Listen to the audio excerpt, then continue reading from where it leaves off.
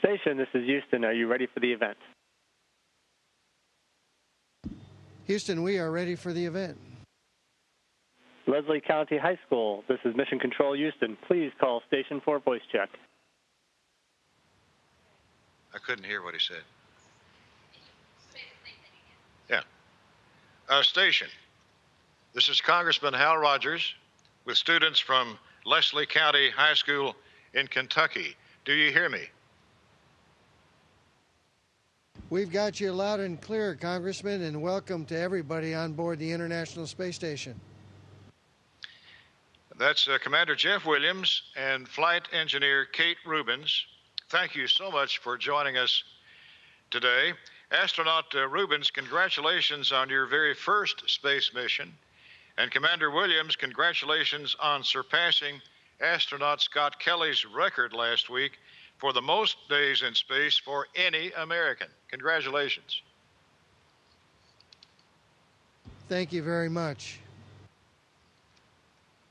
We have about 500 students here who are eager to ask you some questions. So at this time, let's have the students introduce themselves and their questions. I'm Kaylee Collett. Commander Kate, can you put into words the emotions you felt the first time that you saw the Earth below you?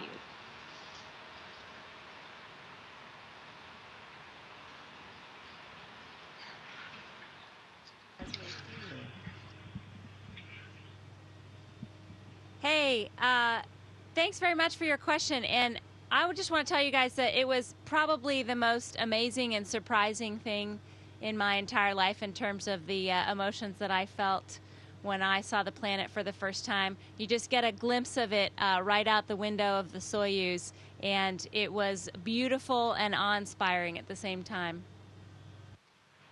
Thank you.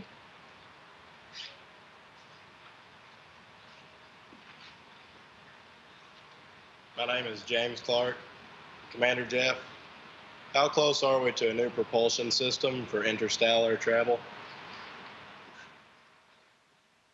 Well, that's a good question. In fact, we're working on new propulsion systems to take us to places like Mars, which will take us months to get to.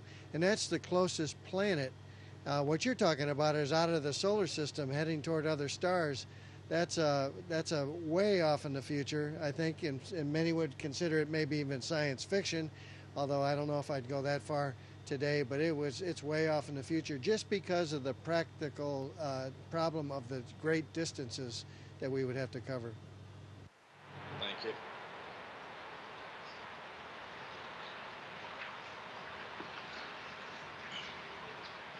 Hi, my name's Tommy Geyer, and my question is for Commander Kate. Commander Kate, how is the space station helping NASA get closer to a Mars expedition, and what is the timeline for that? The kinds of technologies that we're testing out on Space Station are definitely helping us with our goals of going beyond low Earth orbit. So we have a really robust exploration program at NASA, and that's looking at all the kinds of things that you need to do to send humans in space for long periods of time and to send us really far from our home planet. And so the space station is basically a test bed for all of those technologies.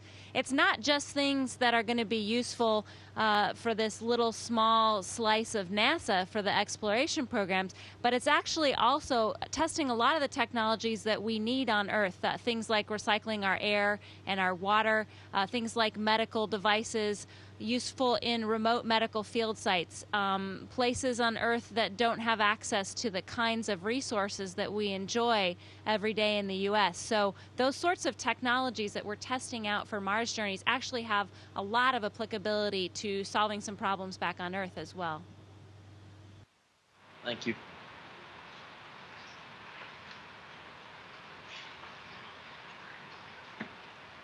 Hi, I'm Sean Baker. And Jeff, when you do botanical experiments in space, how do the plants know which way to send their roots without gravity? That's a great question. And what they do is they are drawn to the light. So the light source is really where they grow to. And then, of course, they send their roots down into the nutrients that we have on board that they're growing in. So it's driven by light, which is probably true also in the presence of gravity.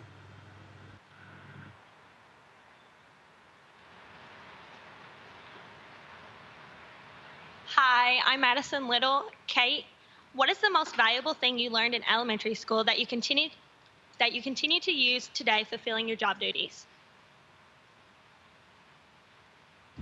Hey, I said when I got up here after our first few hundreds of orbits of the Earth, I might finally be able to pass my 4th grade geology exam. So I think there's actually a lot that you end up learning in elementary school that makes you a good crew member up here. Things about putting stuff away where it belongs. You can see we've got a lot of items out on the space station. We're living in close quarters. Just anything that would be applicable to having a good elementary school classroom, plus a lot of lessons on geography, even some physics, a lot of biology and math going on up here. Thank you.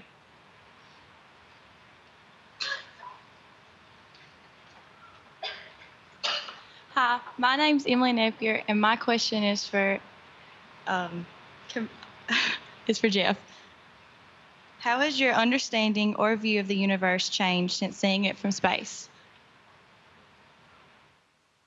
Well, that's a great question. It would take me a long time to completely answer that, but just to, well, there's a couple of things. One, you learn to appreciate the vastness of space, the infinity, if you will, when you look out into the deep star field. But also, you tend to focus, and all of us tend to focus more on the Earth. We get off the planet, and then we look back at the Earth and see this beautiful, magnificent planet that is our home. Very unique in the observable universe, uniquely outfitted for our habitation, if you will, and it is our home. So it deepens my appreciation and understanding of that more than anything else. Thank you very much.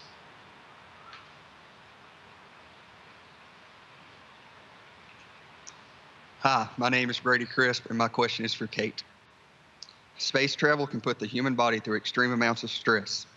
What training does an astronaut have to go through to be physically and mentally fit for travel?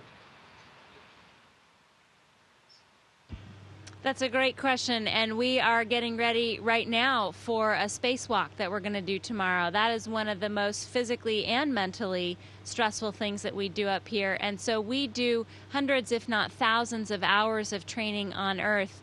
We train in the spacesuits in a giant pool underwater in the neutral buoyancy laboratory. We go through every medical test imaginable. We learn a lot, actually, about human physiology just by putting healthy people under these kinds of stresses. These are a lot of the same things that you might get when you're putting test pilots under very stressful conditions as well. We go into the centrifuge. We've both done 8G runs in the centrifuge in order to prepare for launch and re-entry. And so pretty much anything that you could imagine you might do to a person we've done in training, and that helps us be prepared for any eventuality. We feel like we've trained and we can handle any situation that comes our way. Thank you.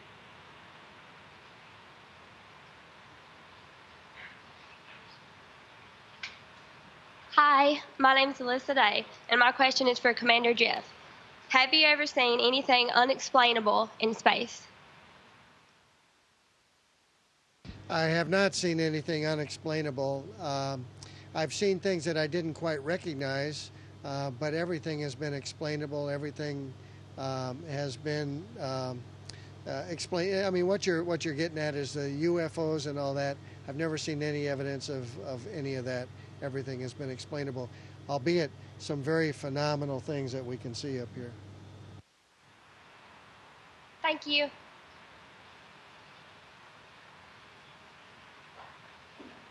Hello, my name is Emily Griffith, and my question is for Kate. What advice do you have for someone dreaming of becoming an astronaut?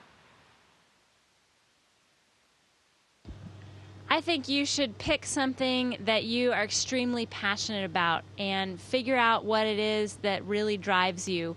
What do you want to do with your life? whatever that passion and that dream and that goal is, one of the things that I notice about a lot of my fellow astronauts is that they're incredibly motivated people, that they have picked something that they are inspired to do, and they live out that motivation and that inspiration every day. And I think that's great advice for any career, and particularly if you're dreaming about being an astronaut. Thank you.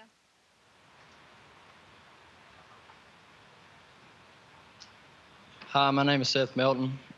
Commander Jeff, what would you tell a 6-year-old that dreams of traveling into space?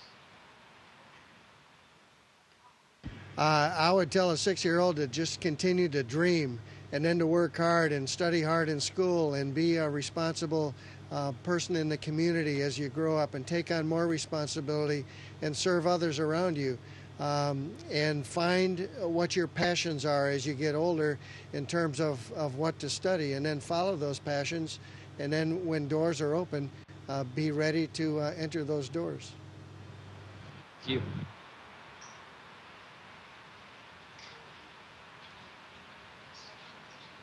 Hi, my name is Shelby Sparks. My question is for Commander Kate. How have you adapted your exercise routines in response to lack of gravity?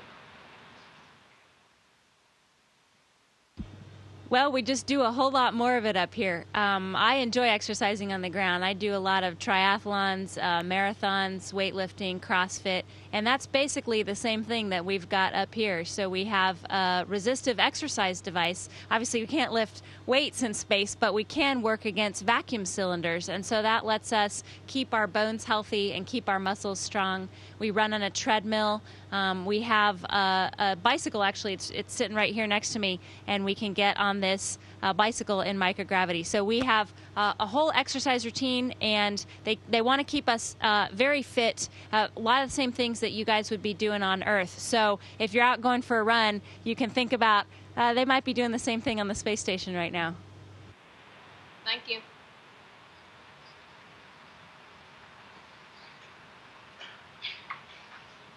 Hi, my name is Ashley Standifer, and my question is for Commander Jeff. Jeff, how has your experience in space influenced your view on intelligent life on Earth? Well, let's see. How has it influenced my view on life on Earth? I have learned to appreciate Earth and the provisions that we have on Earth that are given to us. I'm a believer, so given to us by our Creator to uniquely provision us and give us what we need on Earth, to not only the food and all those things, but an atmosphere that recycles itself, and water, and all of those things that we need necessary for life. Thank you.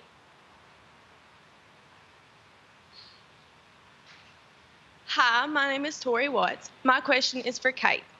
With all the space particles, how can NASA probes travel vast distances in space without colliding with something?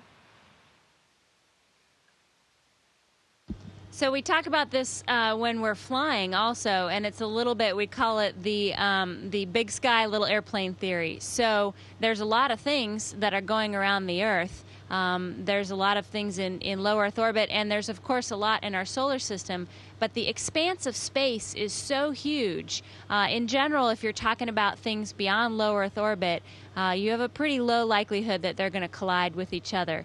When we're in low Earth orbit, of course, we do have a lot of space debris. It's sometimes called space junk, and there are folks on the ground actually that can track that for us. We can boost the station's altitude if we need to avoid any of that space junk. And so there's whole teams of folks out there that are watching what's going on in low Earth orbit, and they're keeping us safe. Thank you.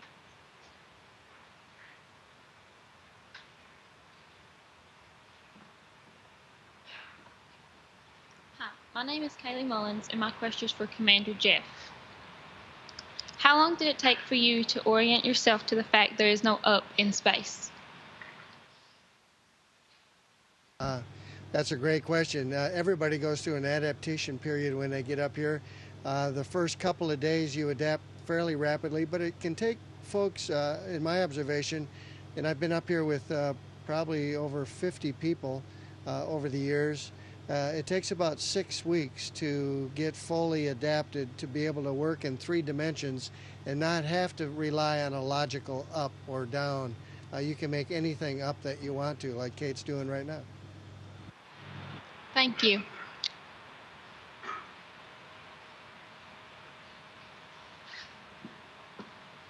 Hi, my name is Dalton Spurlock, and my question is for Kate.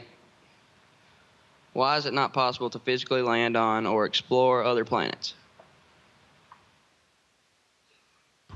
Well, it is physically possible. We've sent humans to the moon. The United States has proven that we can actually land people and a large amount of equipment on another body. We are planning right now to send people and spacecraft to Mars. So there's a lot of really interesting problems that go along with those kinds of long journeys. And this may be something for you guys as you're finishing high school, getting into college, and thinking about what you want to do with your careers. Is there something that you're really interested in that you could study that could help us get spacecraft to the surface of a planet? I think it's a fantastic question, and it covers all range of fields, all range of disciplines. Thank you. We have time for one last question.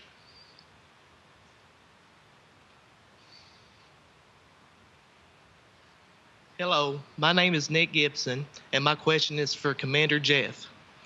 When on a spacewalk, can you feel the cold of space through your spacesuit? That's a great question. Outside the space station, the thermal environment is extreme, and when the sun is shining, it can be several hundred degrees. The material out there, the outside surface, can be several hundred degrees above zero, and at nighttime it can be 150 to 180 degrees below zero. So our spacesuit actually protects us from those extremes. We have a cooling system that helps keep us from overheating, and usually we have it on minimum because it's very easy to get cold out there. And then also the ground team does some predictions to keep us out of the extremely hot areas especially, and to warn us of those. So we plan the spacewalks to stay out of the extremely hot areas, but beyond that the spacesuit protects us. Thank you. I think we have time for one more quickie.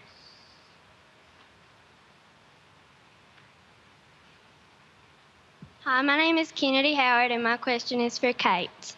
Is spaceflight something that will one day be accessible to the masses? I certainly hope so. I think that space travel is one of the most fascinating and interesting things that we do as human beings, and it really shows us what we can accomplish when we are working together on a goal.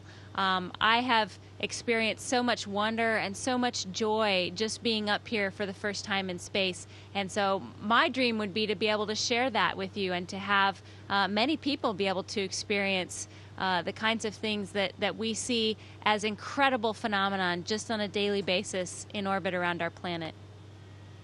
Thank you. Can you tell us over what part of the world you're presently flying?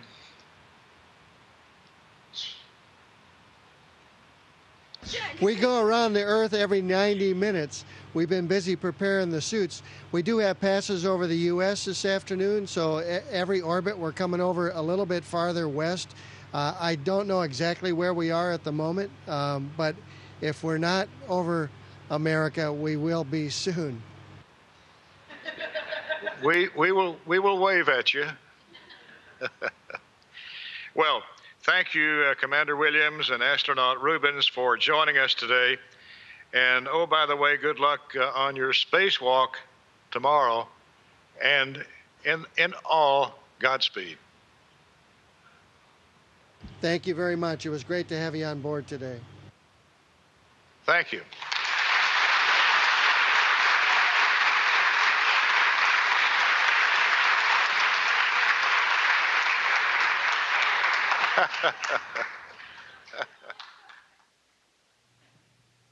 Station, this is Houston ACR. Thank you. That concludes our event. Thank you to all participants and guests from Leslie County High School. Station, we are now resuming operational audio communications.